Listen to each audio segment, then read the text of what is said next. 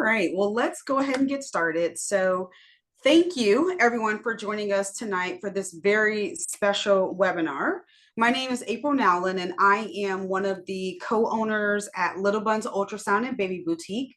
We are a specialty ultrasound space for parents to basically meet their little one before they arrive.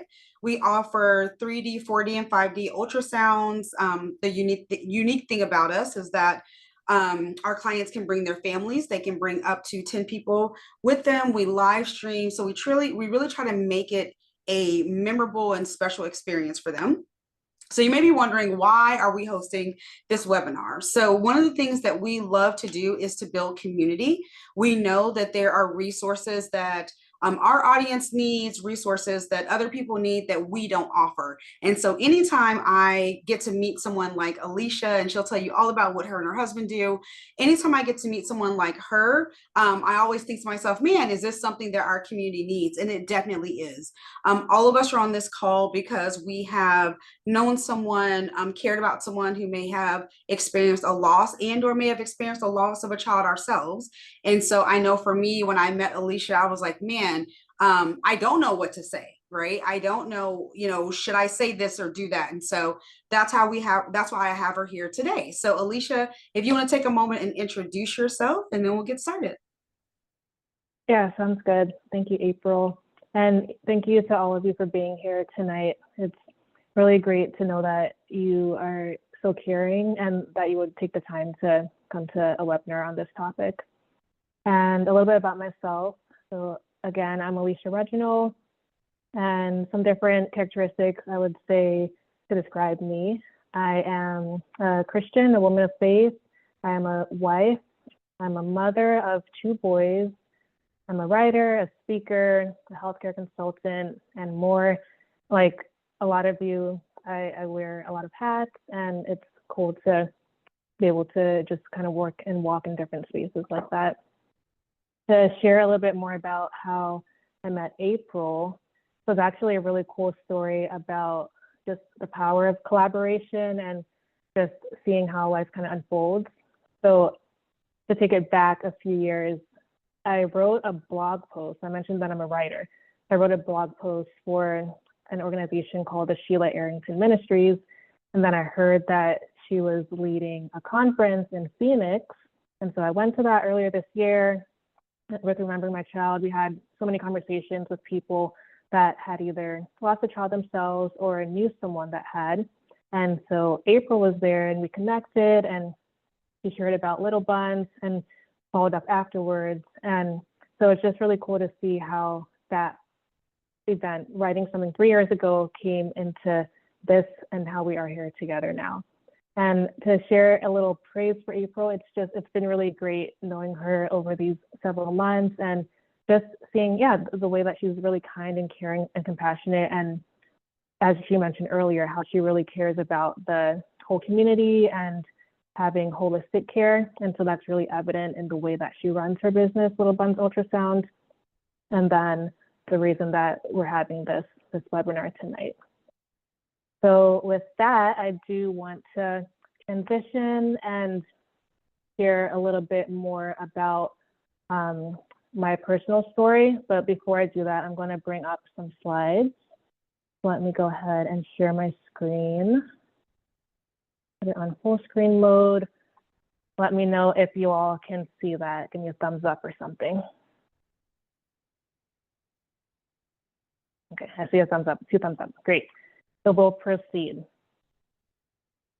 As I mentioned earlier, I'm a mother of 2 boys, and my first son, Travis Jr., who is here in these ultrasound photos, was stillborn on July 1st of 2022 after 36 weeks or 9 months of pregnancy. And it was a really sudden, unexpected, and extremely traumatic experience. Travis Jr. was healthy. The pregnancy was going really well. We had done a lot of fun things, like we had 2 baby moons. We had our pregnancy photo shoot, which you see here in this picture, which was so much fun. We had 2 baby showers. One was a surprise. And then we had our 36-week appointment, which was on a Tuesday. And I remember the words, like this word always sticks in my mind that the doctor said. She said he was perfect. Everything was going great. And then the very next day, the Wednesday night after work, my husband and I found ourselves heading to the hospital because I hadn't felt movement from Travis Jr. But even amidst all of that, death was the farthest thing from our minds. But when we were at the hospital, we had the ultrasound, and the doctor ultimately shared the words that no parent ever wants to hear, which she said, "I'm so sorry. I don't know how to say this, but there is no heartbeat."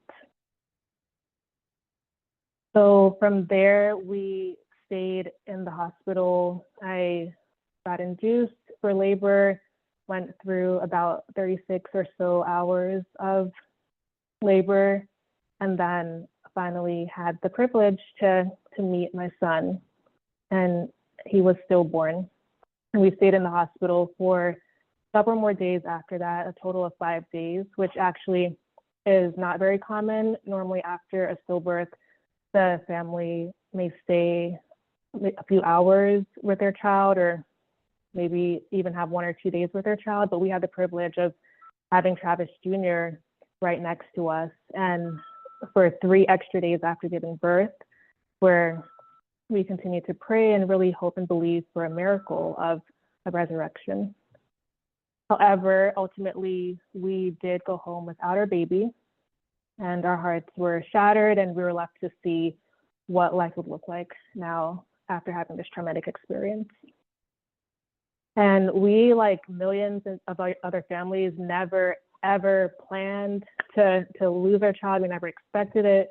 And many of you that are here on the call, you are family members or friends of people that have lost a child, and you never planned or expected to have someone in your circle who had that experience. And so then the question becomes, well, when that happens, like what now? Where does one go from here after losing a child? And for us, my husband and I decided to start remembering my child to help bereaved parents grieve, heal, and cherish their children's memories. And I know that some of you here have personally had the experience of losing a child, and we do different workshops and have resources on our website directly for bereaved parents. But the focus of tonight's webinar is on helping people like you who may know someone and you want to show your love and your care of how you can support your family members or friends that have lost a child. So as a preview on this next slide of what we're going to cover tonight, it's going to be a lot of information and on a really super complex and weighty topic. And I hope that you're going to really be able to walk away with valuable insights and practical tools to better support someone who's lost a child. And then at the end, I'll also share some ways that you can go deeper on the topic beyond tonight's webinar. In terms of the agenda, first, I'm going to start off with some background overview on the prevalence of child loss and the impacts of child loss to really set the stage a little bit more. And then we'll go into a lot of detail on practical ways to support your loved ones after losing a child, including what to say and what not to say, and some practical ways to show your support. And then we'll have hopefully a good chunk of time for discussion and Q&A, because I really want to hear from you all how this information resonates, what questions it raises, or maybe what questions you had in advance before even coming tonight. All right, this slide has some data. Some of it's covered up for now, but I'll uncover it shortly. But it highlights the prevalence of child loss. And although it's not necessarily talked about that much, losing a child actually is a lot more prevalent than a lot of people realize. And in fact, in the US alone, hundreds of thousands and actually about 1 million families lose a child every single year. And child loss can happen at any stage of life, whether it's a miscarriage, which is the death of a child before 20 weeks gestation, or about less than 5 months pregnant in the womb, or whether it's a stillbirth, which is the death of a child at 20 weeks gestation or later, whether it's the death of an infant or a child that was born alive but died before their first birthday, or whether it's a toddler, an older child, or a teenager. And then also want to note that although I won't be sharing specific numbers on other types of losses, there are so many other families that also grieve the death of a child where the pregnancy was terminated for whatever reasons. And there are also parents who are older and they're grieving the death of their adult children, whether they were 21, 30. I remember actually last month I was at a conference and a woman came up to me and shared about how she was grieving the death of her 52-year-old son who had just recently died. So it impacts so many people. So on this slide, now I'm covering the numbers. And I purposely put the exact numbers as reported by the CDC, or the Centers for Disease Control and Prevention, rather than rounding the numbers, because I really wanted to highlight that these represent an individual child, like they're specific children who died. And in fact, this data really it hits home for me in a very personal way, because the 2022 data is the latest data that the CDC has available on these deaths. And that means that it includes the death of my son. So Travis Jr., when you see 20,202 babies were stillborn in the US in 2022, Travis Jr. is one of them. Or when you see 20,577 babies died as an infant in 2022, there's so many people that I can think of that have lost their children, whether it was baby Maddie or baby Liam, baby Arthur, and so many others that I can call by name. And so I just want to really emphasize the weight of that. And then I also, in the miscarriage column, I want to call out that there is not a specific number there, and that's because miscarriages aren't reported in the same consistent way as other types of child loss. However, based on some analysis that we're able to do, we're able to estimate that upwards of 900,000 babies are miscarried every single year. So that brings the total to close to 1 million. So yeah, I know these numbers can be hard to sit with, and it shows the sad reality that death is all around us. But it's not meant to be like a doom and gloom or super sad presentation tonight. It's just to really emphasize the reality and increase awareness. And then with that awareness, I want to equip you with tools to help you live, to help your loved ones live, and to help you help your loved ones live with hope amidst the difficulties of these realities.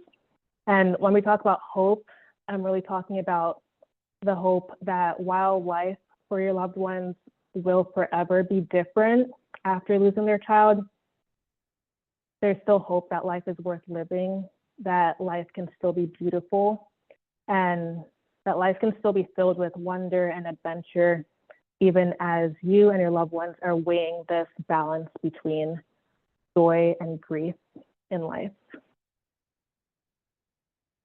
All right, so now that we've talked about the prevalence of child loss, I'm going to share some more about the impacts of child loss and want to help you to better understand some of the things that your loved ones may be going through. Losing a child has the potential to impact every single aspect of health and wellness. It can impact mental health, for example. It can trigger conditions such as depression, anxiety, hopelessness, and suicidality, substance use disorders, post-traumatic stress disorder, grief, brain fog, and more. To share a personal example, I remember with grief, brain fog in particular, after losing Travis Jr., we went out, this was about a month and a half after Travis Jr. died. We went out with our friends to play Top Golf, and it was the first time that I was doing like a social activity like that after losing Travis Jr.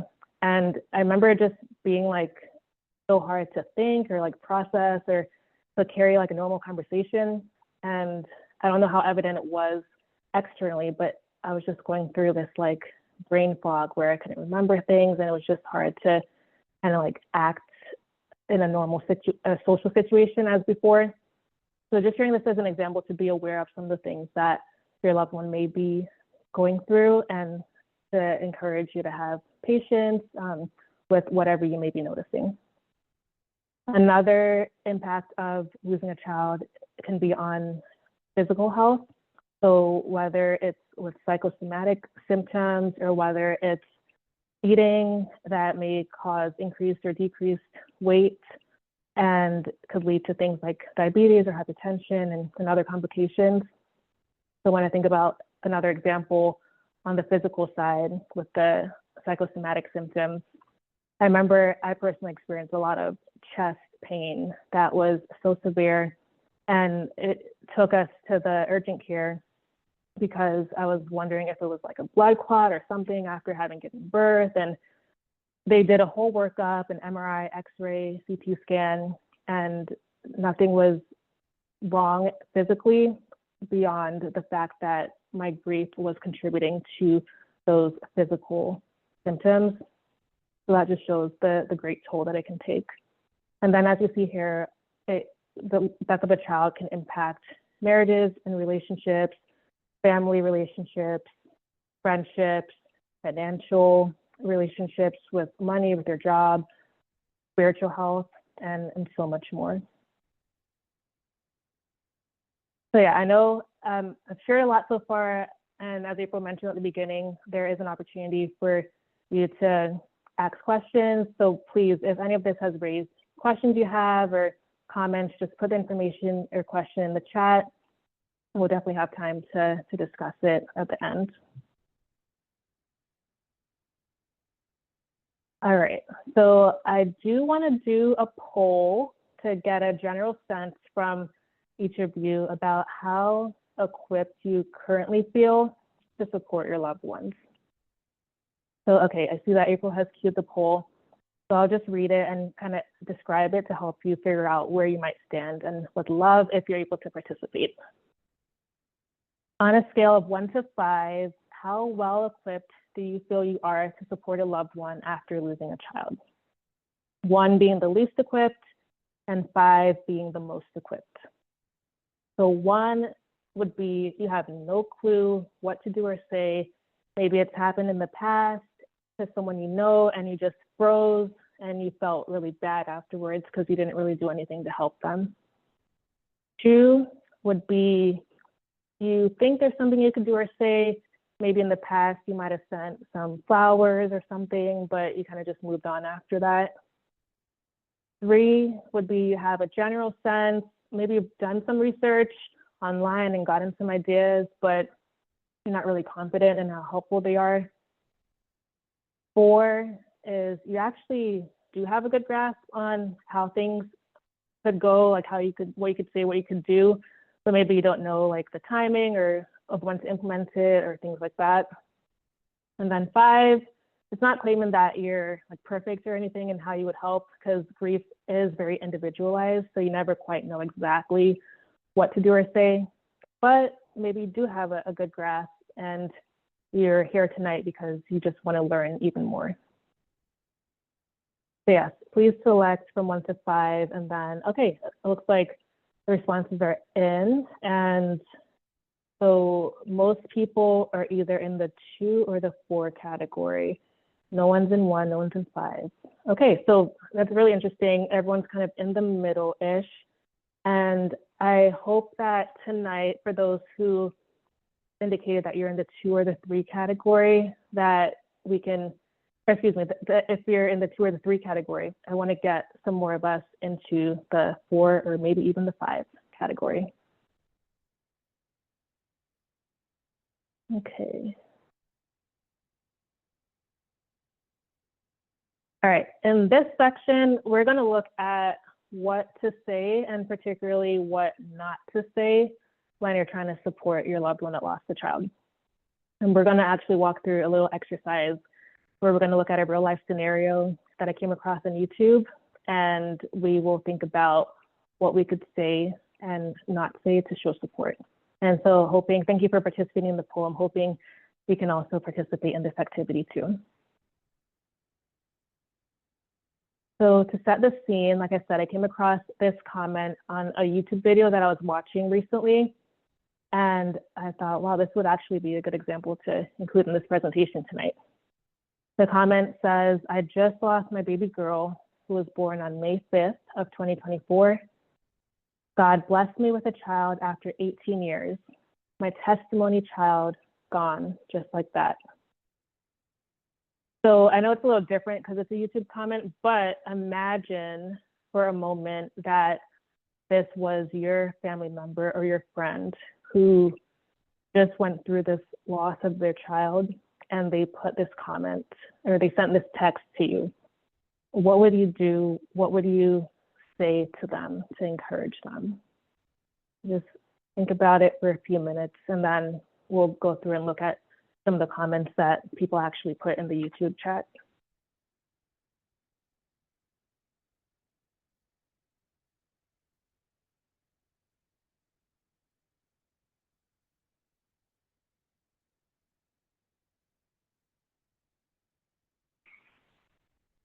Okay. Oops. So let me check the chat. Okay, someone says, curious what type of YouTube video this was that led them to them leaving their comments. This was actually a YouTube video. It was I think it was a song called Healer. And so it was like a Christian kind of worshipful music video. And so that kind of speaks to why they're mentioning faith, I would say. So the first comment that I wanted to share, someone said, he who opened your womb after 18 years will surely replace whatever you lost with double portion. May he bless you with triplets. In Jesus' name I pray. So I want to hear from you all. What do you think? Do you think this is a helpful comment, a hurtful comment? And if you could actually put in the chat a 1 if you think it's helpful, or a 2 if you think it's hurtful.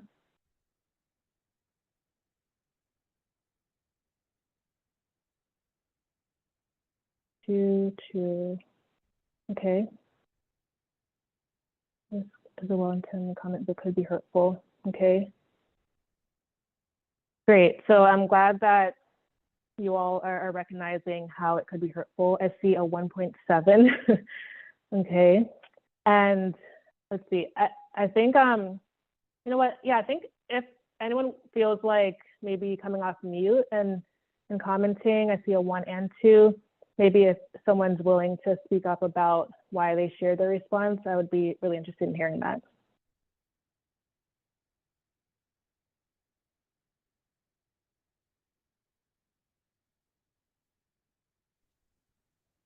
I'd say maybe there's like a cultural component to it as well. Cultural context this is in. I know in Nigeria culture, for instance, like triplets is a huge sign of God's blessing. So let's say this was like a Nigerian responding to another Nigerian. There may be a cultural understanding of like, oh, well, this is just their way of saying we pray that God bless you. But if you're not in that cultural context, it could seem insensitive to be like, oh, well, you just lost a child. That child, especially with the word replace, whatever you lost with then more. Yeah, thank you. That was an insightful comment. Thank you for sharing that. And I think that is a really great point that you hit on, to look at the cultural context, because it really shows and demonstrates the fact that grief is very different. Like there's never a one size fits all approach to grief. And so there's never a one size fits all approach to how you should respond to grief. And so thank you for mentioning that point about the cultural context. In terms of how I would approach it, I would say in general, it isn't necessarily the best comment to say, particularly because of that word replace. So maybe like I didn't know that about triplets in a Nigerian culture, for example. So that could be very encouraging to someone who may receive that within that culture. But even the word replace is what I want to highlight. And it's the reason why I would put an X or to say that this isn't the most helpful comment, because it gives the connotation that a child can be replaced, which is not true. And there are so many parents who have heard these types of comments and have just felt so hurt by having others not understand the weight of their child's life, no matter how long or how short the child lived. Let's look at another comment. This one says, "He is your healer and comforter indeed. It is well, my sister. He's able to give other babies. I believe it." And for this one, just for time, I'll just go into my thoughts on it, and would be interested if anyone has a different opinion to feel free to put it in the chat and we can always discuss it later. But I would say that this one starts off pretty good. It says, "He is your healer and comforter." Like that, to me, that seems encouraging. However, it says, "It is well."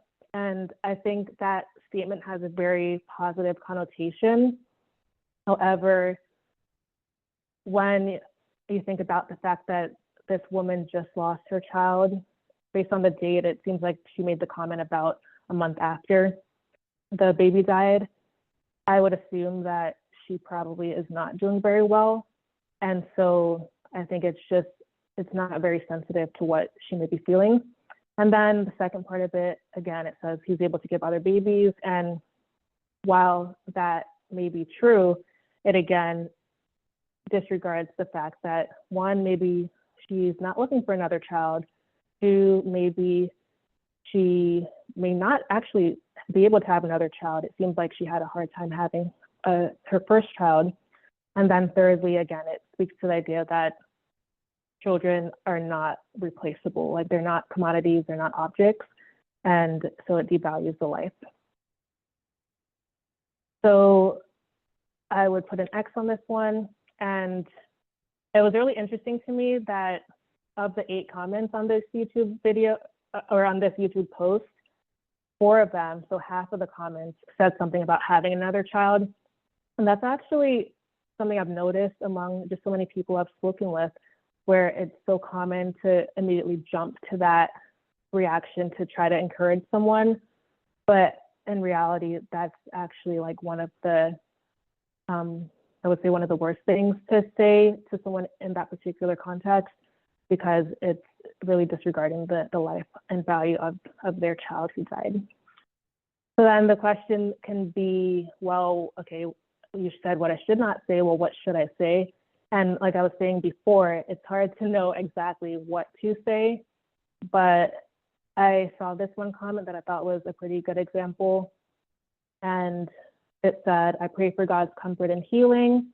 Okay, so that one sounds pretty similar to the beginning of the other one. And then, "I pray for strength and comfort. I pray you know you're loved and he will never leave you nor forsake you." Okay, sounding good. And then, "I pray for peace and an overwhelming sense of God's love and nearness and comfort. God be with you." So I think that is really encouraging, and it doesn't mention anything else about another child. It doesn't add anything else, but it's just saying positive things that are uplifting. And the one caveat that I would say about this comment is that while I think it's a great comment for this woman who made the comment on a Christian song and mentions Jesus in her original comment, so I think it's fitting to respond with a lot of stuff about God. However, if this were a comment that was made on like some other video and the person never mentioned anything about their faith, this would actually be a bad comment to share, because they wouldn't know the person's faith, and it would be kind of imposing their beliefs onto that person, and that could be further hurtful, especially when someone's grieving.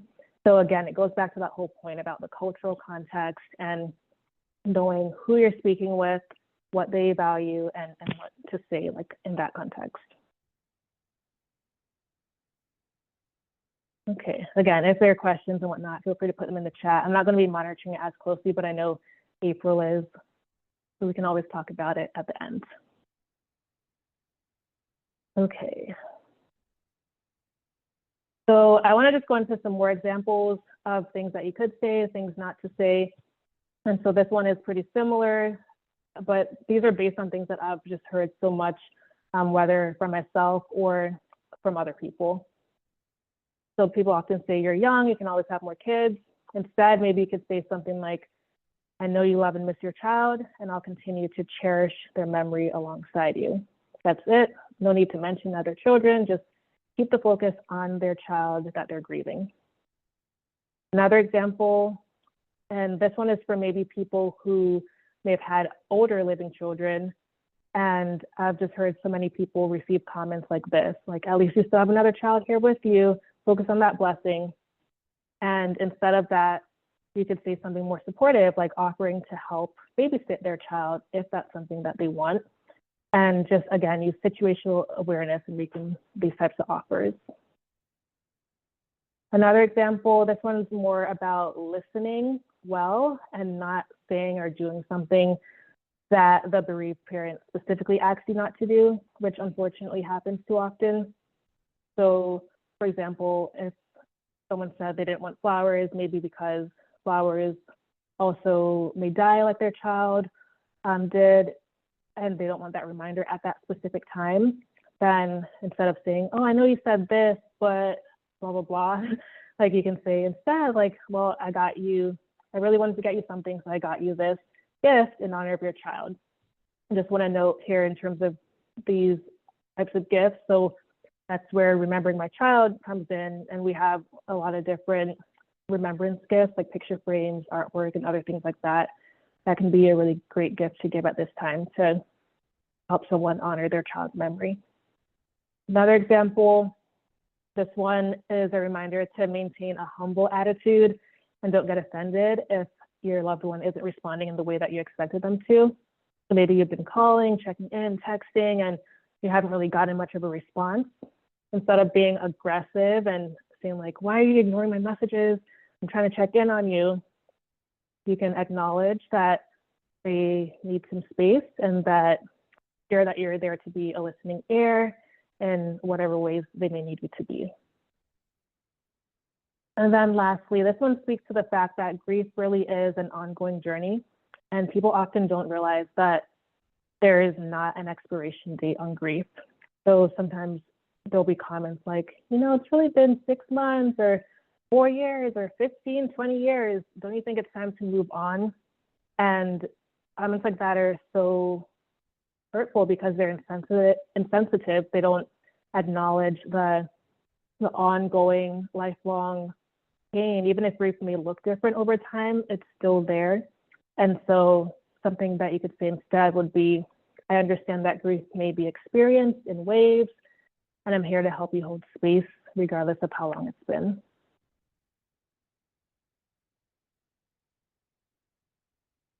In this section, we're going to discuss some additional practical things you can not just say, but also do to support your loved ones after losing a child.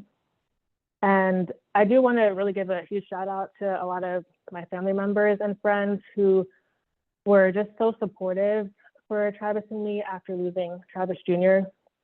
And it has influenced a lot of the way that I even see the world on how to support people and to really show up for others. And speaking with so many other parents that have lost a child, I know that unfortunately not everyone has that type of support. And so that's like a real driver for why I'm even doing this webinar tonight. And one thing to remember is that, yes, like your support may not, well, it definitely will not take away the pain of the grief, but at least it will help to bring comfort. It will help to decrease some of the loneliness, and it'll provide much needed encouragement to your loved one that's grieving. So yeah, initially when I was prepping this webinar, I actually had a whole long list of like 10 or more different ways that I wanted to share with you all, but I scaled it in, reined it in, and just lifted up the top 3 that I would say as some really initial practical steps that you could take. And remember that everyone grieves differently. It's not one size fits all, but these are just some ideas to help you. One is to offer your presence. Your presence really speaks louder than words. And so to whatever extent your loved one wants you to, you can go to the hospital if that's the appropriate thing to do, because depending on the nature of the loss, that might not be possible. But you may go to the hospital. And I remember after Travis Jr. died, we had family members and our pastors, they came, they were with us, they traveled from all different places to come and be with us, to show their support, to coordinate with the hospital staff, and just to show that they cared, and that meant more than words could say. And another way that you can show your support through your presence is by listening in on a phone call. Even if you don't know what to say, you don't really have to say much. Just be there and let your loved one cry, talk, whatever they may need. And then another way you could do it is by going on a walk with them. And again, you don't need to talk a lot. Just be there and have space as much as they want.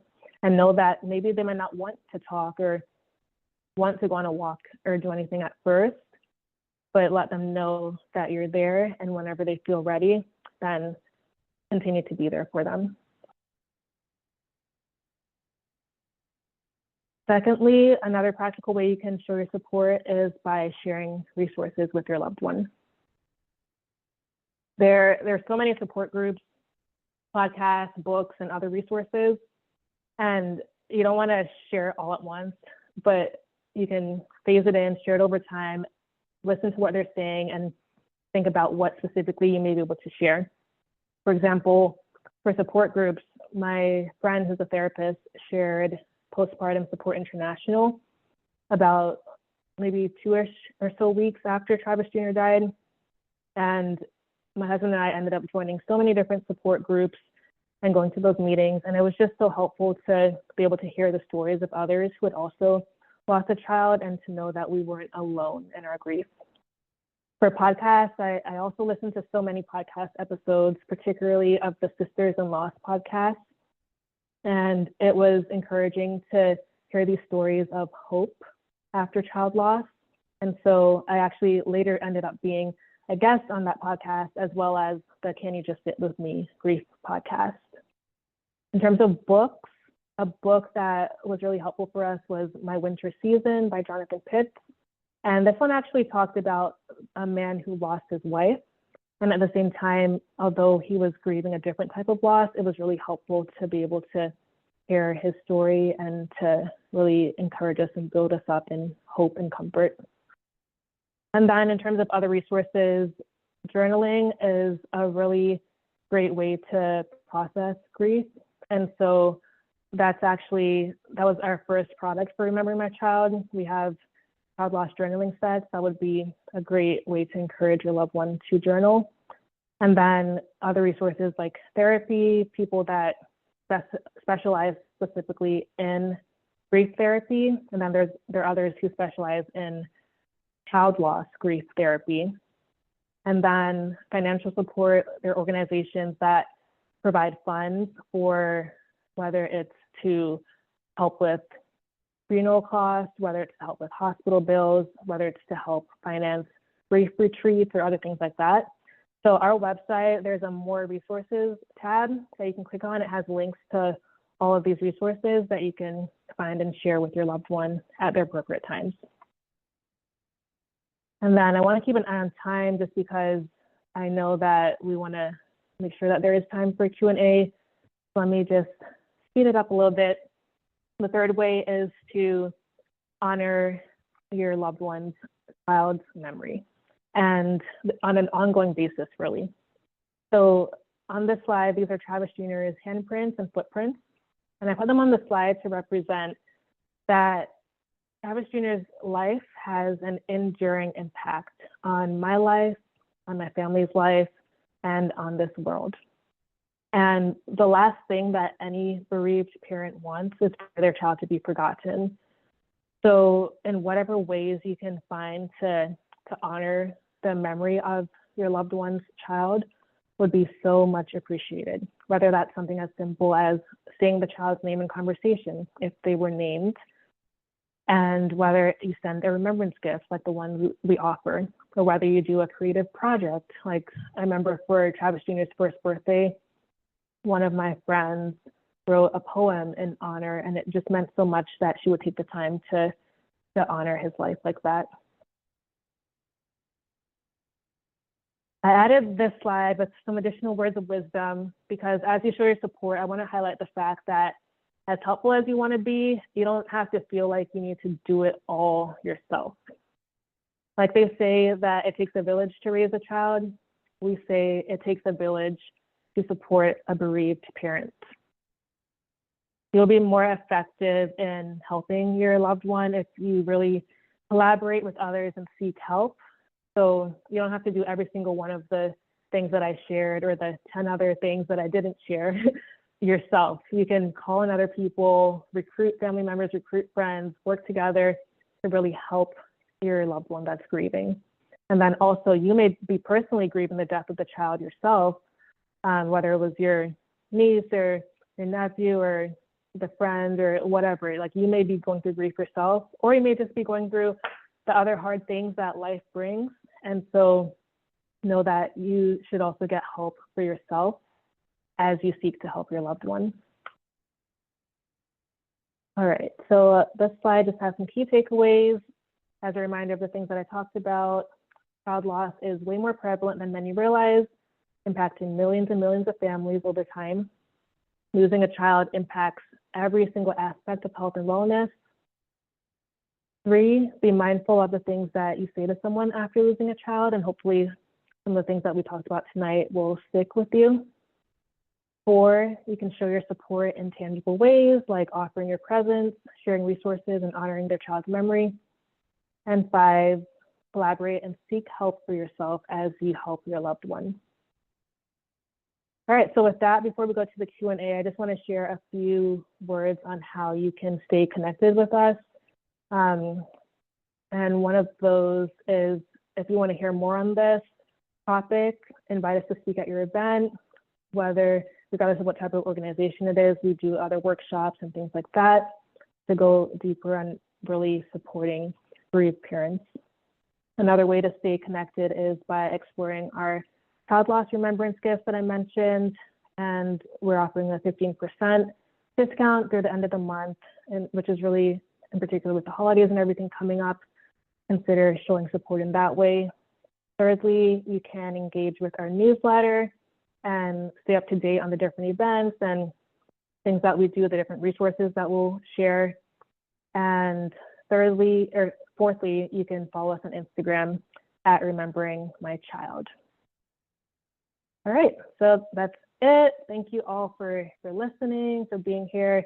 Thank you, April, for hosting this, and I will turn it back to you, April, for the discussion Q&A part. Awesome. Thank you so much, Alicia, for just sharing your insight, for sharing your personal journey.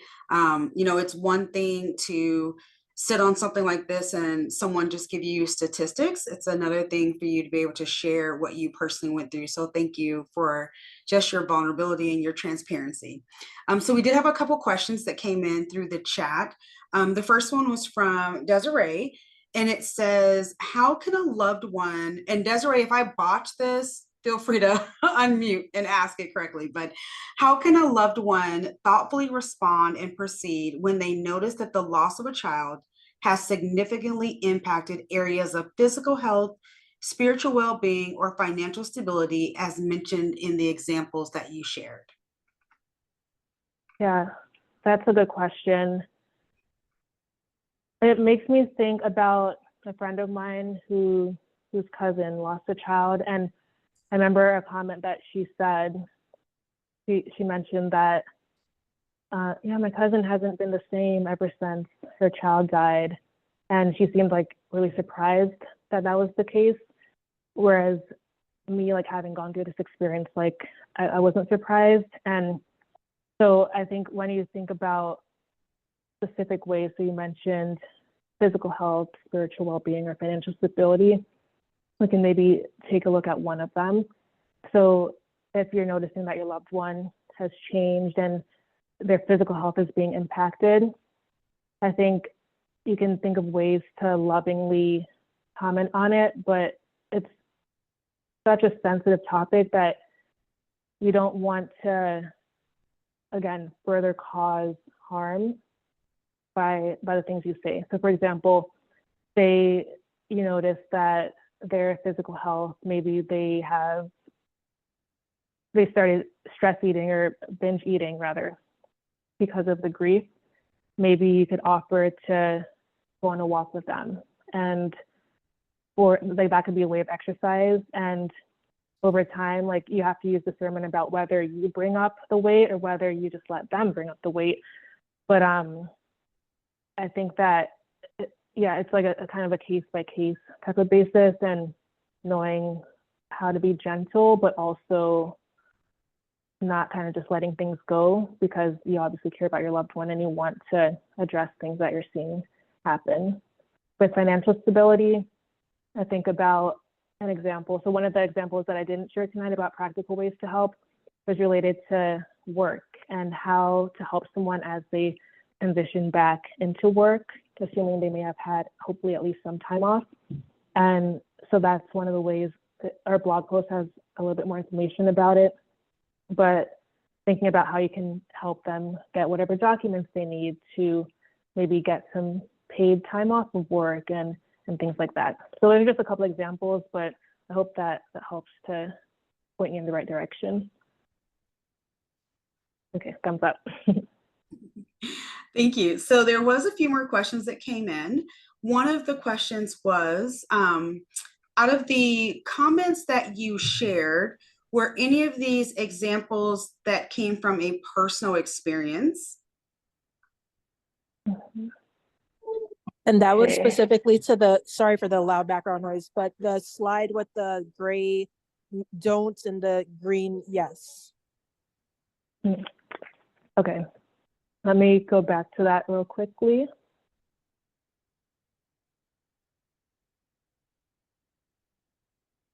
Yeah, so these aren't like necessarily specifically some personal examples, but I kind of meshed them all together, taking my experience and the experience of so many others that I've heard. So for example, the first one that says you're young, can always have more kids.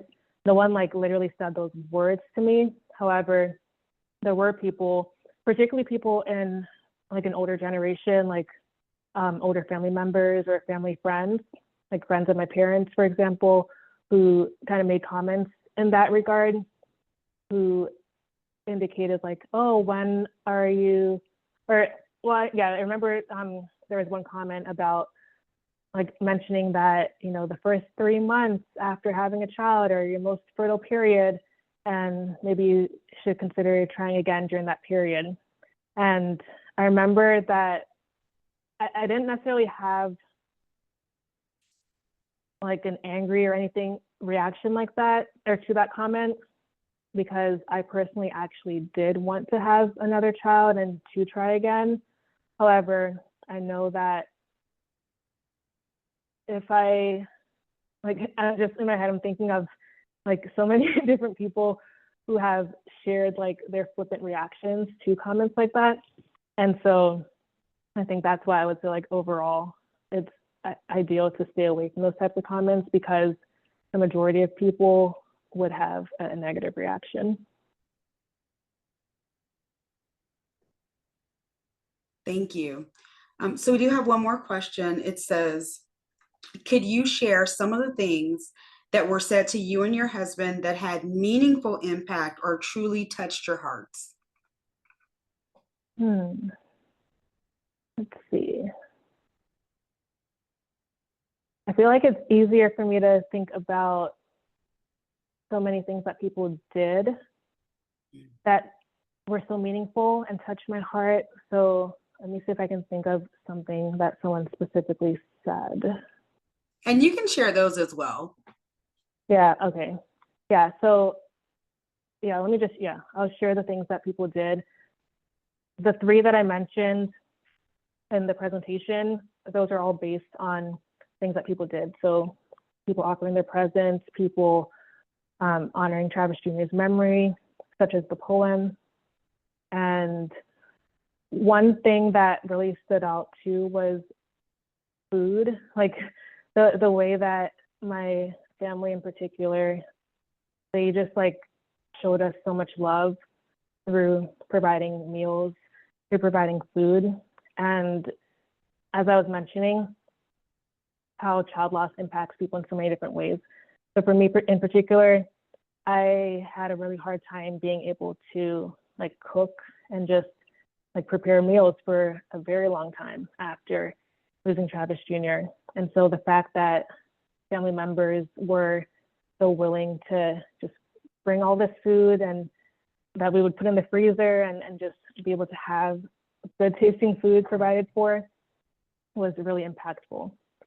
And then on the topic of food, we also had so many friends that sent us gift cards. Like I'm thinking of, I think like 2 or 3 of our friends, they sent us gift cards for like Uber Eats and like meals and stuff like that, as well as even like treats, like our favorite pie shop. We had some gift cards from that. And just like people showing love in thoughtful, tangible ways like that. We had so many people reach out and just an outpouring of generosity and just how they loved on us and all the things they gave to us. I remember a care package that we received from a friend that just had all these thoughtful gifts, including a journal. And then, yeah, it was just amazing to see how much love and how many tangible ways they showed up and supported. And so, like I was saying before, that's not always the case. Maybe someone might have 1 or 2 people that does something, but to the extent that you as loved ones can support others that lose a child in these really meaningful, tangible ways, I think would be really awesome. Awesome. Thanks for sharing, Alicia. Is there anyone Yeah. else with a question before we close?